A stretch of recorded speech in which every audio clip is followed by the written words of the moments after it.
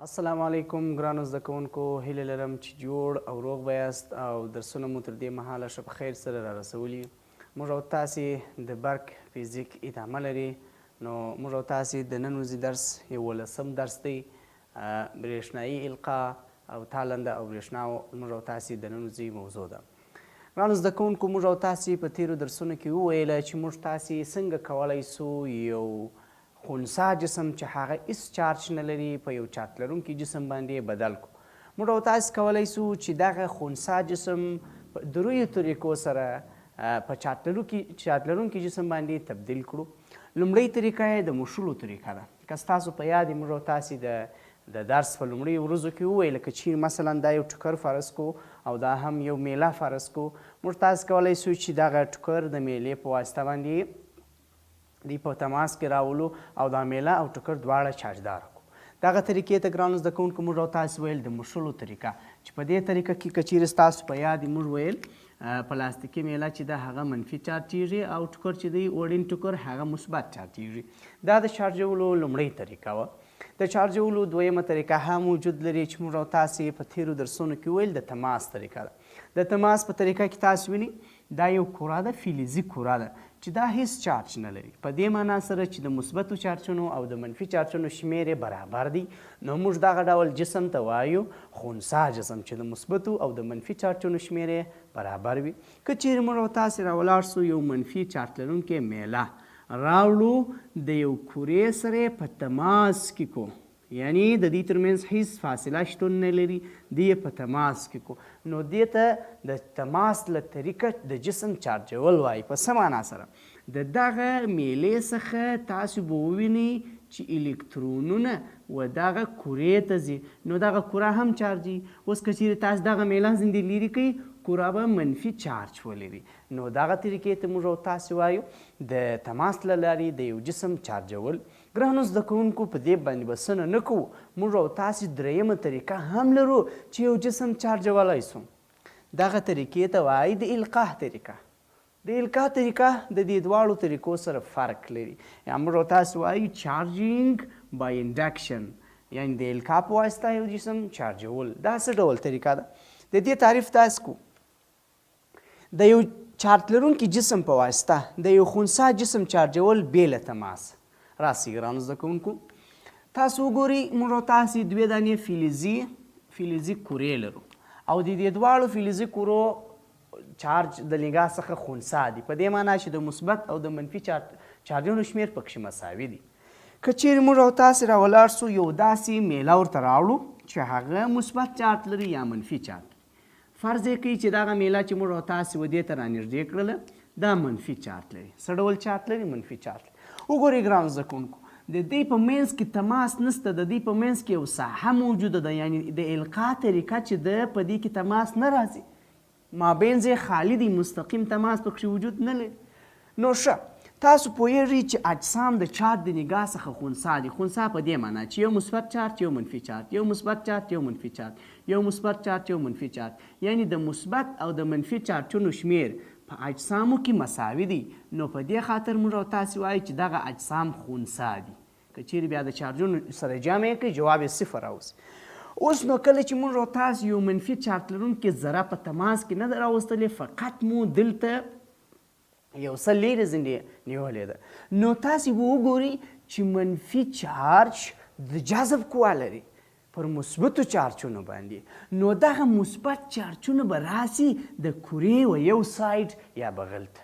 نو تاسې به وګورئ چې دا منفي چارجونه بیا دفع سي بل سایډ ته. په دې باندې پوه سئ ګرانو زده کوونکو چې منفي چارج خو منفي چارج دفع کوي، نو که څه هم دوی په تماس کې نسته، خو دوی خو موږ او تاسې په تېرو درسونو کې ویل چې یو ساحه لري چې هغې ته برېښنایي ساحه وایي، نو د ساحې لارې عمل کوي. نو تاسې به وګورئ ګرانو زده کوونکو، مثبت چارجونه به یو بغل ته سي او بل به موږ او تاسې وګورو چې منفي چارجونه به بل بغل ته سي. نو دلته دا جسم خو چارجداره سو، دلته به تاسې وګورئ چې دغه منفي چارجونه و دا بل جسم ته انتقالیږي، نو تاسې به وګورئ چې دا بله کره به هم چارجداره سي، دا به منفي چارج سي ګرانو زده کوونکو، او دا به څنګه چارج سي؟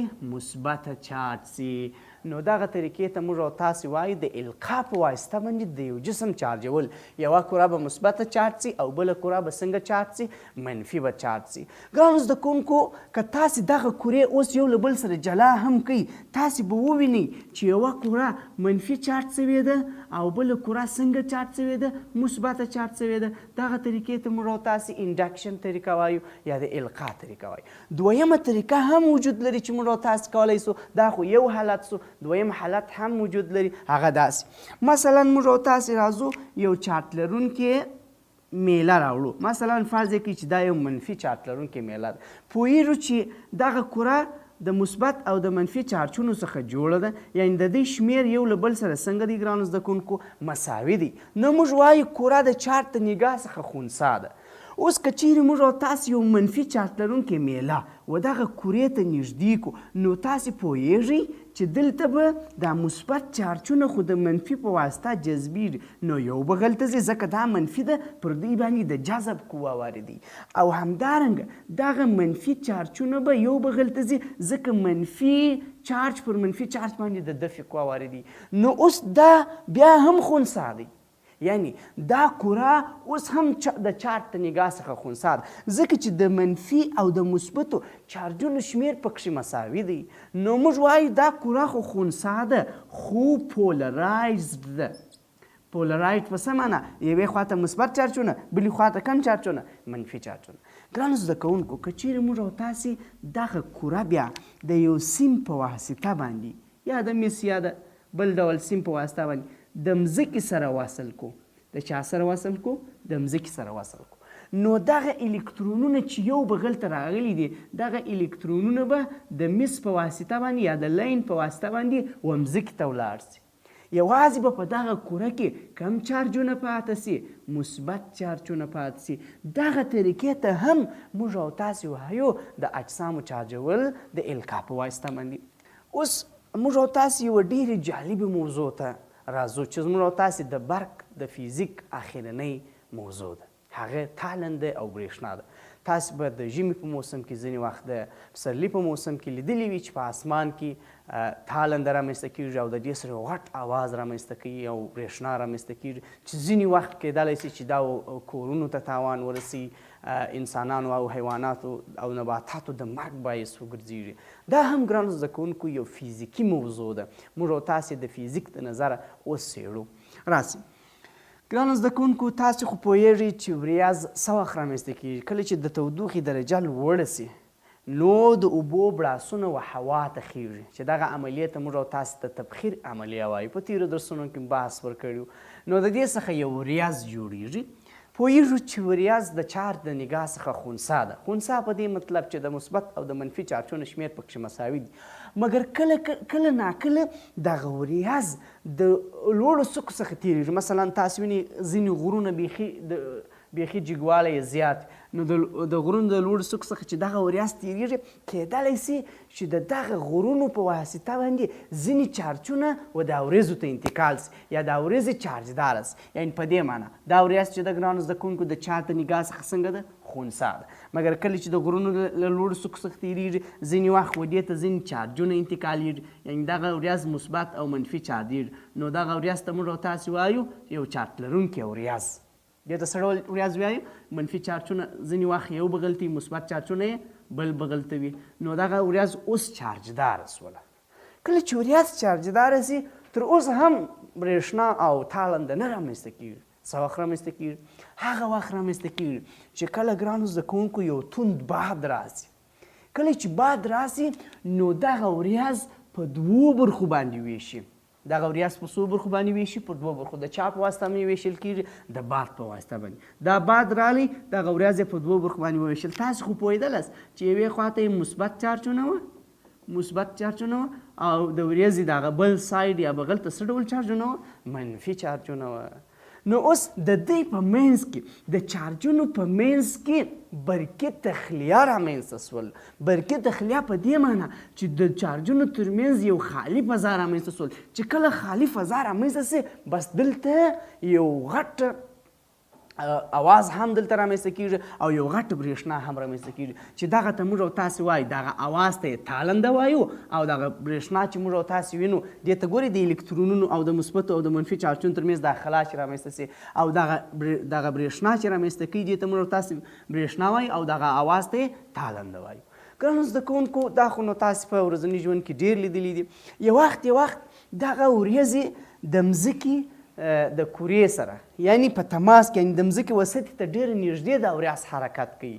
نو کیدلی سي چې دغه وریځ چې تالنده او برېښنا رامنځته کوي کیدلی سي چې دغه ودانیو ته ډېر سخت تاوان ورسي د ودانۍ د شرو د ماتولو د انسانانو او حیوانات د مرګ باعث وګرځېږي. نو موږ څه کولی سو چې دغه د تالندې او برېښنا له تاوان څخه ځان وژغورو. نو موږ راځو یو غټه فلزي میله د ودانیو د پاسه چې ډېر جګوالی لري. هر څومره چې ډېر جګوالی ولري هغومره به موږ او تاسې د خطر څخه محفوظ یو. څنګه؟ تاسې پوهیږئ چې دا خو دغه تالنده چې ده او برېښنا دا د منفي چارجونو او د مثبتو چارجونو یا زیاتره وخت د منفي چارجونو له امله رامنځته کېږي ځکه منفي چارج یا الکترونونه چې دي د برېښنا باعث ګرځي. نو دا خو منفي چارجونه دي دوی را روان دي چیرې را روان دي ودانیو ته را روان دي. په دغه حالت کې دغه فلزي میله یا غټه خاده چې ده دا څو فایدې لري.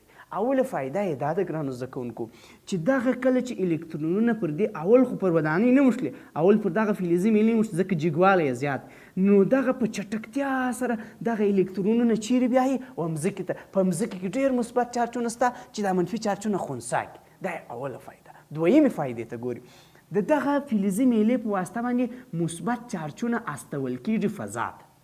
نو اوس تاسې وګورئ منفي چارجونه خو د ورېځ څخه را روان دي مثبت چارجونه د دغه فلزي میلې څخه ورته راپورته کېږي.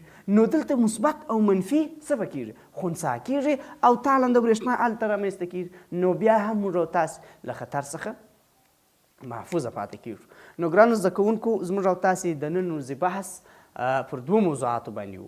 یو د اجسامو چارجول د القا په واسطه چې په دې کې تماس نه رامنځته کېږي چې دوه مثاله موږ او تاسې وویل او همدارنګه بل موږ او تاسې پر تالنده او برېښنا باندې بحث وکړي چې دا د برقي تخلیې په واسطه رامنځته کېږي. نو تر بل یو داسې درس پورې چې تاسو خدمت ته حاضرېږو پر الله پاک سپارو.